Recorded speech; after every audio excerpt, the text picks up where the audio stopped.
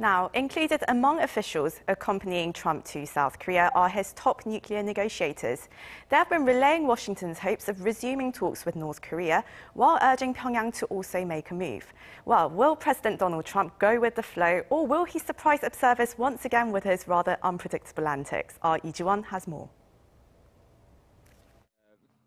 National Security Advisor John Bolton, Secretary of State Mike Pompeo, and Special Representative for North Korea Stephen Biegun. The trifecta of key U.S. officials representing Washington in its nuclear talks with North Korea are expected to gather in Seoul for President Donald Trump's summit with South Korean President Moon Jae-in.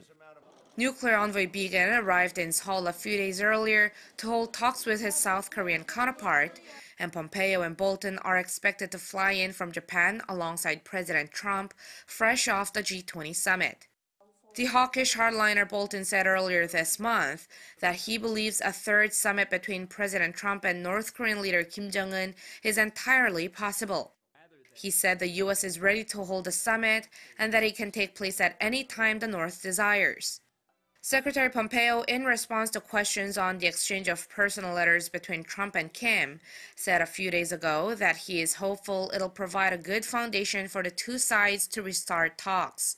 He added reports coming out of North Korea on it suggest there's a good possibility of working-level talks happening soon.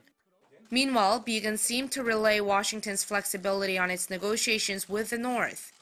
On Friday, during talks with South Korean nuclear envoy Lee Do-hun, Biegun said the U.S. is ready to negotiate with North Korea to implement the Singapore Agreement in a parallel and simultaneous way.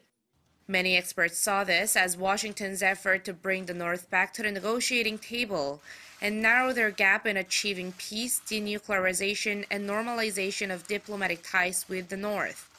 With President Trump to discuss North Korean issues with President Moon, eyes are on whether his message will be a rehash of what his aides have been saying, or if he has something completely new to break the current impasse with Pyongyang. Lee Ji-won, Arirang News.